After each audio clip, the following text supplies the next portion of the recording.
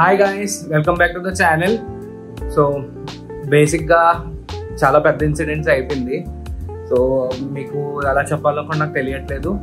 ఇప్పుడు జరిగింది ఏంటంటే, ఇవాళ నేను ఈ వీడియో రికార్డ్ చేసిన రోజు వెనస్డే, ఫిష్ మన అలిగేటర్ గారు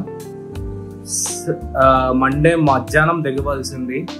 కానీ అది అనుకోకుండా కొంతమంది తప్పుల వల్ల అది మనకి వైజాగ్లో దిగకపోవడం వల్ల అది దాని ముందు స్టేషన్స్కి వెళ్ళిపోయింది. విజయనగరం, రాయగడ దాటేసి అది అహ్మదాబాద్కి వెళ్ళిపోయింది. సో అక్కడి నుంచి ఇప్పుడు ఆ ఫిష్ బతుకొస్తుందో లేదో చాలా డౌట్ మీద ఉన్నాను నేను.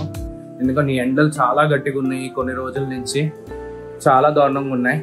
అండ్ బేసిక్లీ మీకు ఎలా చెప్పాలో కూడా నాకు అర్థం అవ్వట్లేదు.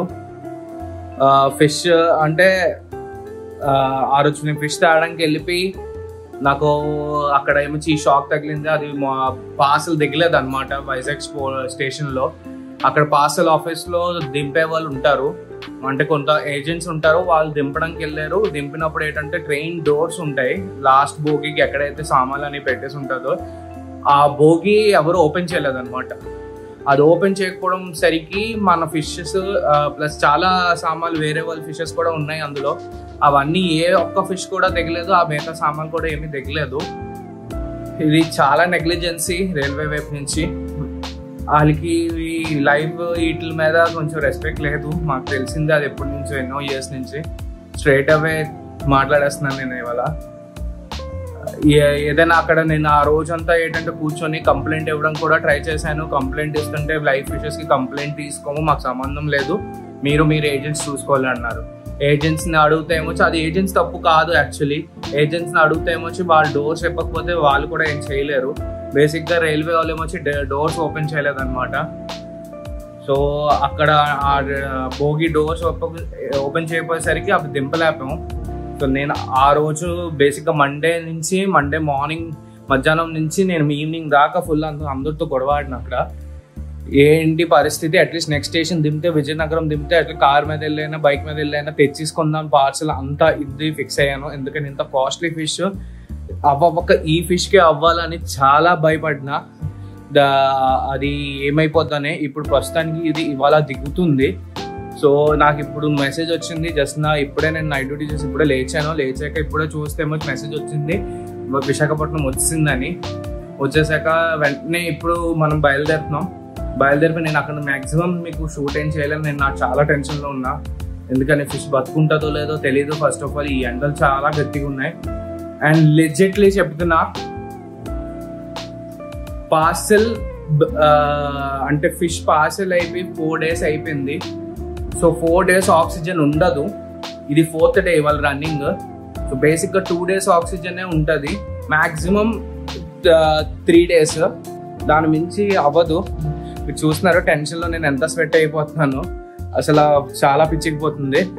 ఎందుకంటే ఒకటి ఫస్ట్ ఆఫ్ ఆల్ చాలా కాస్ట్లీ ఫిష్, అందులో చాలా రేర్ ఫిష్ రాక కొన్నాను.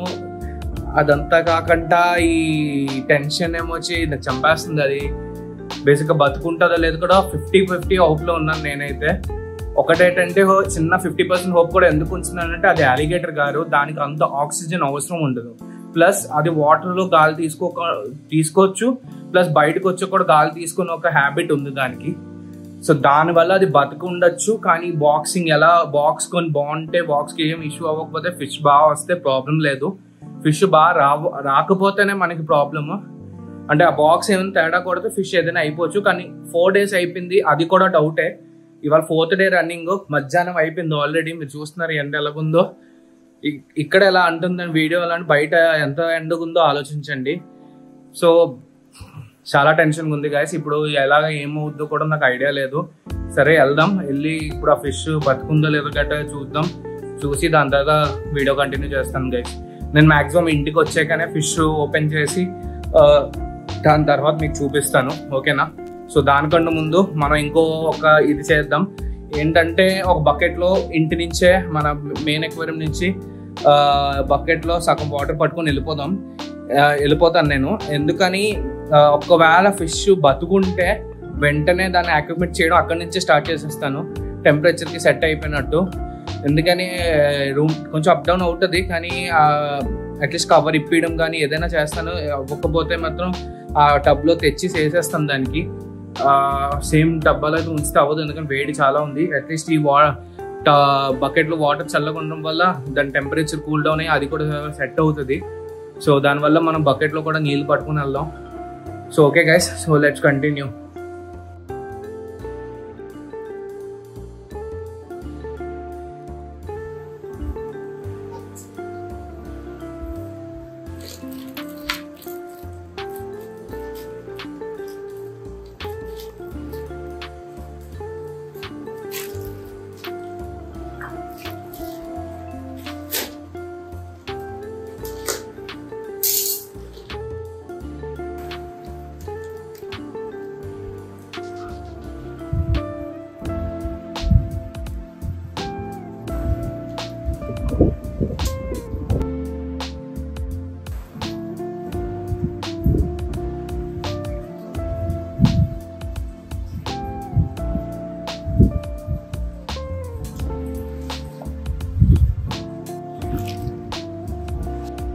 సో మన ఫిష్ అయితే చాలా సేఫ్గా వచ్చింది.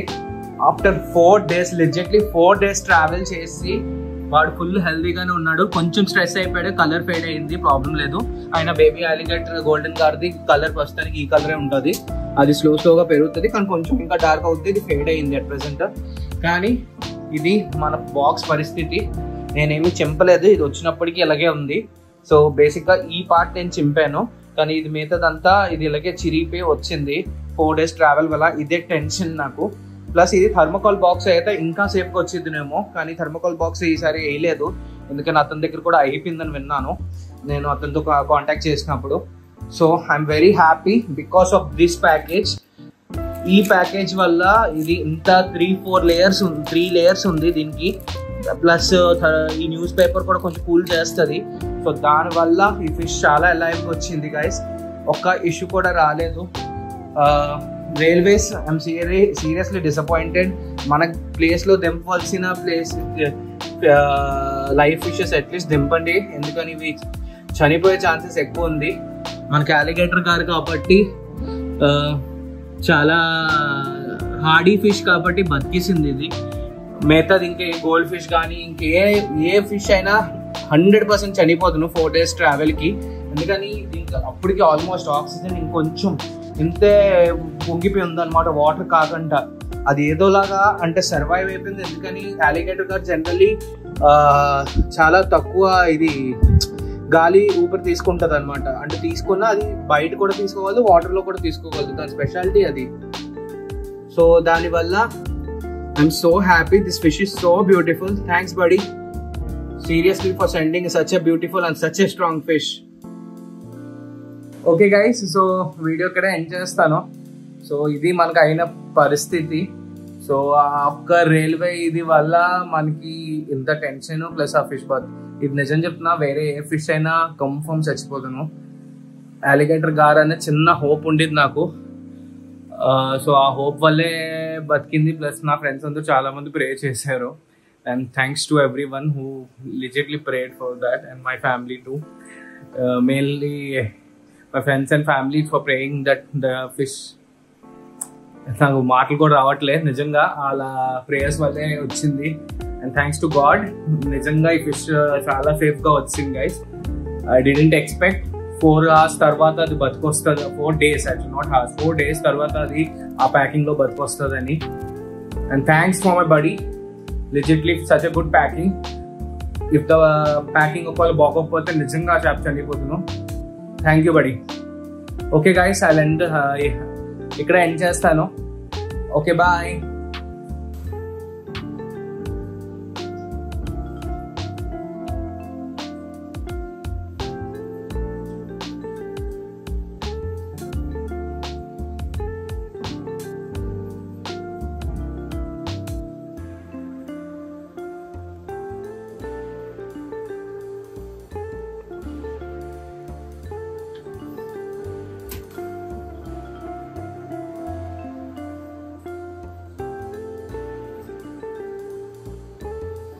So guys, moment of truth. వీడికి నేను ఆల్రెడీ పేరు డిసైడ్ చేస్తాను, వీడు బతుకొస్తాడు అంటే. సో బేసిక్గా వీడికి మిరాకిల్ అని పేరు పెడదామని ఫిక్స్ అయిపోయాను నేను, ఎందుకని ఇది చాలా మిరాకిల్గా బతుకొచ్చింది. సో నేను అసలు ఎక్స్పెక్టే చేయలేదు వీడు బతుకుతాడు అని ఆఫ్టర్ 4 days of training.